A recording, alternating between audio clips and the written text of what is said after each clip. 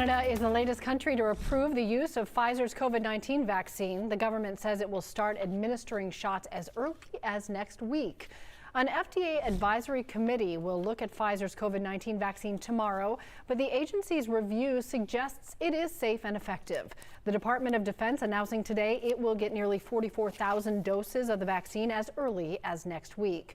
But there still are some concerns. In the UK, where they have already started administering the first doses of the vaccine, regulators are warning that people with severe allergic reactions should wait to get it.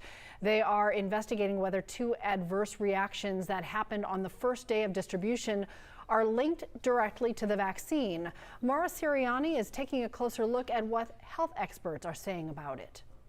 Well, that's right. British regulators say if you are someone with a severe history, allergies, you should likely not get this COVID vaccine. So we're talking life-threatening allergies. And here at the CDC, they say while it's rare, a person could even get this type of allergic reaction from the flu shot. So again, new this morning, we are learning more about this allergic reaction over in the UK regarding the new COVID vaccine. So UK's Medical and Healthcare Products Regulatory Agency is looking into whether or not they were linked to the vaccine. And they say two people, again, were affected, and they were staff members with the National Health Service who had a history of allergies. And in an update, authorities say both are recovering well. Pfizer and BioNTech said they're working with investigators to better understand each case. Documents published by the two companies showed that people with severe allergies were not included in clinical trials.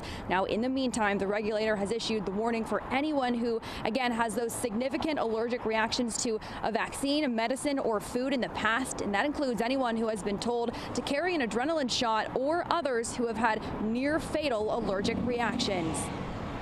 We know from the very extensive clinical trials that this wasn't a feature, but if we need to strengthen our advice, now that we've had this experience in the vulnerable populations, the groups who've been selected as a priority, we get that advice to the field immediately.